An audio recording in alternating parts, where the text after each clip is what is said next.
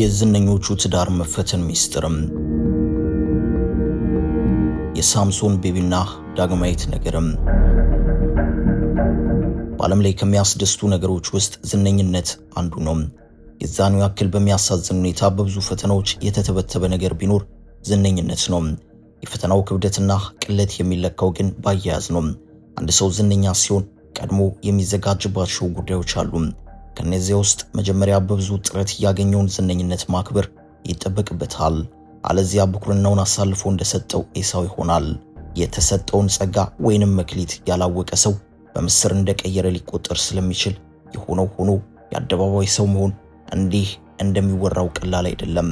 በተለይም በዚህ የሶሻል ሚዲያ ዘመን እንኳን የዝነኞች ህይወት ይቅርና የተራ ግለሰቦች ህይወትም ካልተጠነቀቁት ለዓመታት የገነቡት ቤታቸው፣ ቤተሰባቸው፣ ስብዕናቸው፣ ሞራላቸው በደቂቃ ውስጥ ተተራምሶ ፈተና ላይ የመውደቅ ዕድሉ ሰፍቷል። ለምሳሌ ሁለት ጥንዶች የተፈቃቀሩ ሰሞን ሚስጥር ይካፈላሉ። ሁለታቸው ወይንም አንዳቸው ብቻ ሊያዩት የሚችሉትን ወጥ ያለ ፎቶግራፍና ቪዲዮ ይዛሉ። በኋላ ፍቅራቸው አብቅቶ ሲጣሉ ያን ቪዲዮ ማስፈራሪያ በማድረግ በቀጣይ ህይወታቸው ላይ ምን ያክል ተጽዕኖ እንደሚያሳርፍ ይገምታል። ይህ ቀላል ማሳያ ነው። ከዚህ የከፋው ታዋቂና አዋቂ ከመሆን ላይ ትዳር መስርተህ ልጆች ያፈራህ ስትሆን ነው። እንዲህ ባሉ አሳዛኝ አጋጣሚዎች መጀመሪያ የሚጎዱትና ከልብ ስብር የሚሉት ራሳቸው የታሪኩ ባለቤቶች ቢሆኑም ልጆቻቸው፣ ቤተሰቦቻቸው፣ አድናቂዎቻቸውም አብረው ይጎዳሉ። ከሁሉም በላይ ደግሞ ልጆች ይጎዳሉ። የሁለት ልጆቿን ስብራት ባናውቅም ታዋቂዋ ዘፋኝ ሻኪራ ዋጋ የከፈለችበት ትዳሯ በፍቺ ሲጠናቀቅ እንዴት እንደተሰበረች የሚታወስ ነው። ሻኪራ ስብራቷን በሙዚቃ ለመጠገን ሞከረችም። ከትዳር አጋሯ ጋር ስለመለያየቷ ሞኖቶኒያ የተባለ ዘፈን አውጥታ ነበረም። ነገር ግን ዘፈኑ አልጠገናትም። እናም ሌላ የበቀል አይነት የሙዚቃ ቪዲዮ ለቀቀችም።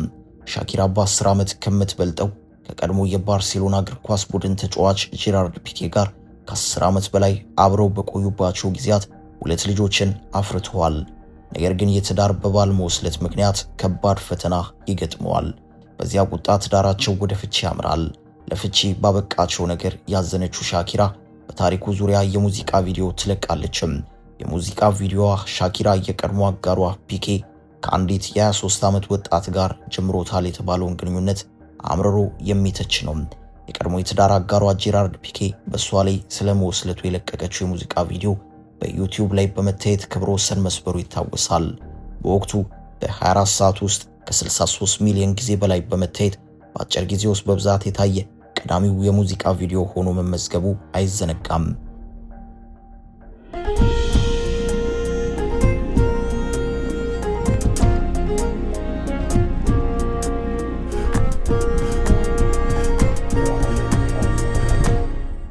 ሌላ አንድ ምሳሌ ለመጨመር ያክል ብዙ የተባለለት የቀድሞ የአሜሪካ ፕሬዝዳንት ባራክ ኦባማና የሚሼል ኦባማ ትዳር ጉዳይ ነው። የእነዚህ ዝነኞች ጋብቻም በፍቅር ተጀምሮ መጨረሻው ሳያምር ቀርቶ በስተርጅና ፍርድ ቤት መመላለሳቸው የማይቀር መስሏል። ይህ በሩቅ ሰምተን ስንደመምበት የነበረው ታሪክ ከቅርብ ጊዜ ወዲህ ወደኛ ሀገርም መጥቶ የብዙዎች መነጋገሪያ ርዕሰ ጉዳይ ሆኗል። የበርካታ ታዋቂዎች ትዳር ቀላል የማይባል ፈተና እየገጠመው ነው። ነገሩን ከባድ ያደረገው ዋጋ የተከፈለበት ትዳር መፍረሱ ብቻ አይደለም። ሃይማኖትና ከባህል አንጻር ትዳር ከፍተኛ ትርጉም በሚሰጥበት ሀገር ላይ በአደባባይ መወቃቀሱ መዘዙ ብዙ ስለሆነ ነው።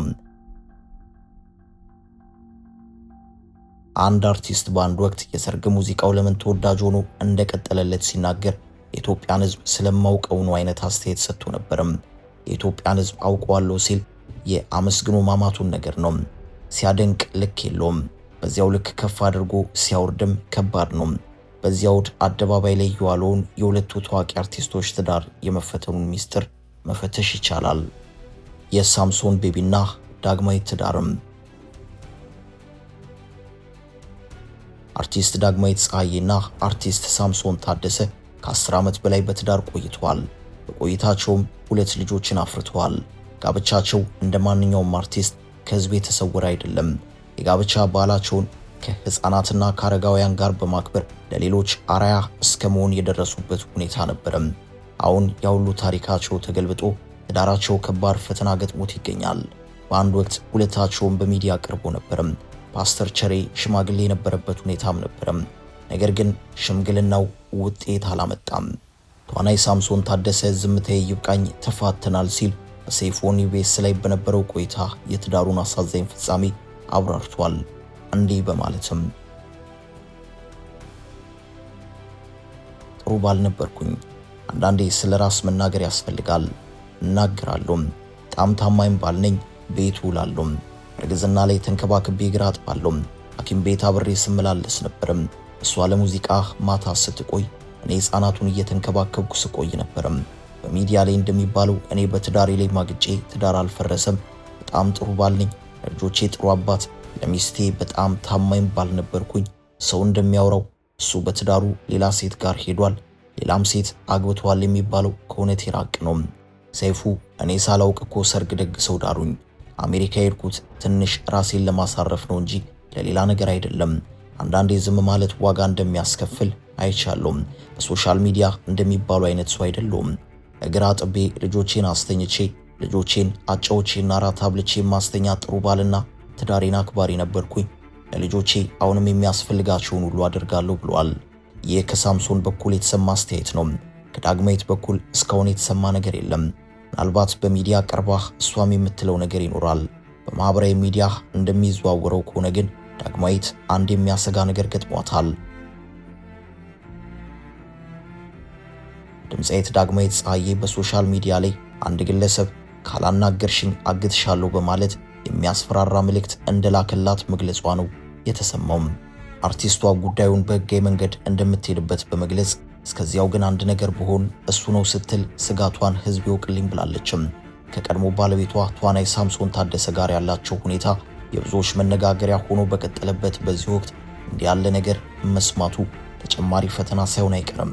በተለይም ከትዳራቸው ጋር ተያይዞ የተፈጠረው ነገር በብዛት ትችት የገጠመው ሆኖ ታይቷል። ደጋግመው ወደ ሚዲያ ወጥተው እንደዚህ መሆናቸው በብዙዎች የተወደደ ሆኖ አልታየም።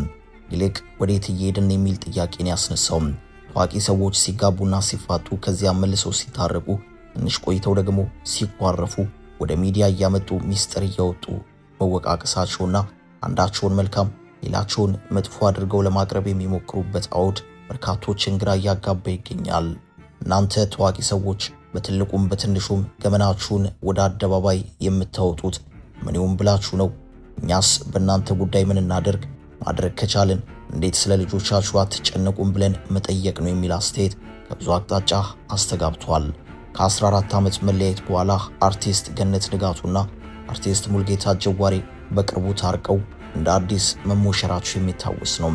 አታገባኝም አላገባትም የተባባሉት ታዋቂዎች በሚዲያ ብዙ ጊዜ አጀንዳ ሆኖ እንደነበር ይታወሳል።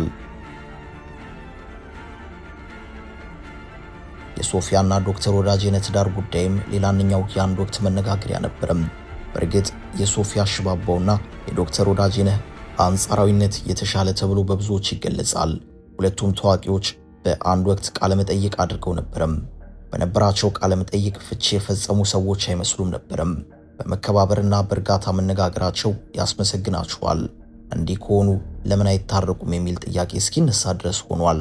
ዶክተር ወዳጄነህ ተመልሰው ለምን አብረው እንደማይሆኑ ሲያብራራ እንዲህ በማለት ነው። ፍቺ 6 ደረጃዎች አሉትም። አንደኛ የስሜት ፍቺ ነው።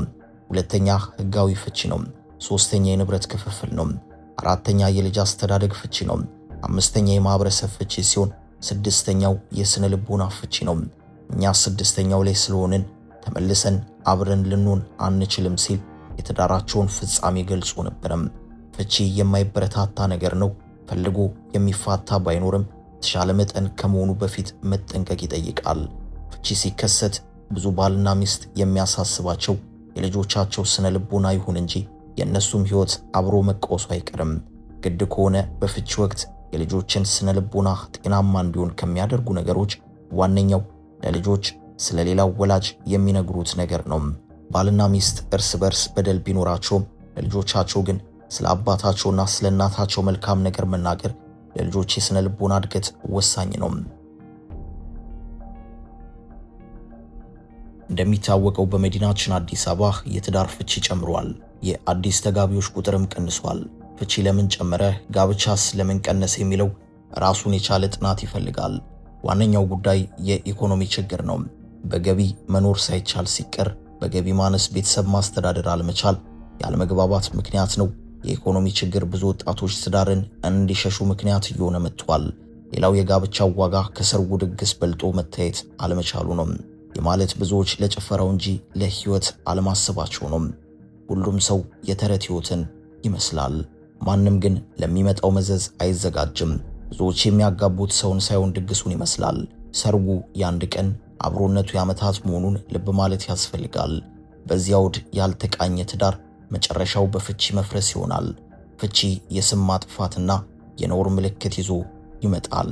ተፋቱ አባቶች በህብረተሰቡ ዘንድ ብዙም አይታዩም፣ ድምጻቸው አይሰማም። ብቸኛ እናቶች ይገለላሉ፣ የህብረተሰቡን ነቀፋ ይሸከማሉ። ተፋቱ ሰዎች ሁል ጊዜ ራሳቸውን ማስረዳትና ማብራራት ይጠበቅባቸዋል። በዚህ ላይ ልጆች ሲኖሩ ትርጉሙ ከፍ ይላል። ለዓመታት ለሚቆይ የጠበቃ ክፍያ፣ የልጅ የማሳደግ መብት ክርክርና ለስሜት ፈተና ይጋለጣሉ። ይህ ስለ ትዳር እንዳጠቃላይ የሚነገረው ነው። ታዋቂዎች ከላይ ያሉትን ነገሮች በገንዘብ ኃይል ሊቀርፏቸው ይችሉ ይሆናል። ነገር ግን ፍቺው ሰላማዊ ካልሆነ፣ አንዳቸው የሌላኛውን ስም በማጥፋት ከተጠማመዱ ልጆቻቸው ይጎዳሉ። ለልጆቹ የሚያስፈልገውን በማድረግ ረገድም ክፍተት መፍጠራቸው አይቀሬ ነው። ስለዚህ ታዋቂዎች ቢያንስ ለሁለት ጉዳዮች የመጠንቀቅ ከባድ ኃላፊነት አለባቸው። አንደኛ በሕጋዊ ጋብቻ ለወለዷቸው ልጆች ነው። ሁለተኛ በስራቸው አርአያ ለሆኗቸው ሰዎች ነው። ሁለቱም ልጆቻቸው ናቸው፣ አርአያ የሚያደርጓቸው ናቸው። ጥንካሬያቸው ለጥንካሬያቸው፣ ስኬታቸው ለስኬታቸው ይሆናል። ከዚህ በተቃራኒው ሲሆን ውጤቱ ይታወቃል፣ የከፋን የሚሆነው። ምንም እንኳን የዝነኞች ትዳር መፈተን ሚስጥር መወስለት ወይንም በትዳር ላይ አለመታመን ቢሆንም ከዚያ በላይ የከፋው ነገር ግን ፍቺውን ሲፈጽሙ አንዳቸው የሌላቸውን ስም ማጥፋት ላይ ትኩረት ማድረጋቸው ነው። ይህ ከባዱ የአፈጻጸም ውጤት ነው። ሲጠቃለል የአደባባይ ሰዎች የሆኑ ባለትዳሮች መጀመሪያ ነገር ባይፋቱ ይመከራል። ከተፋቱም መከባበርን መሪ ያደርጉ ዘንድ ይመከራል። አበቃን። ሰላም ለሀገራችን ኢትዮጵያ ይሁን። ሰናይ ጊዜን ተመኘን።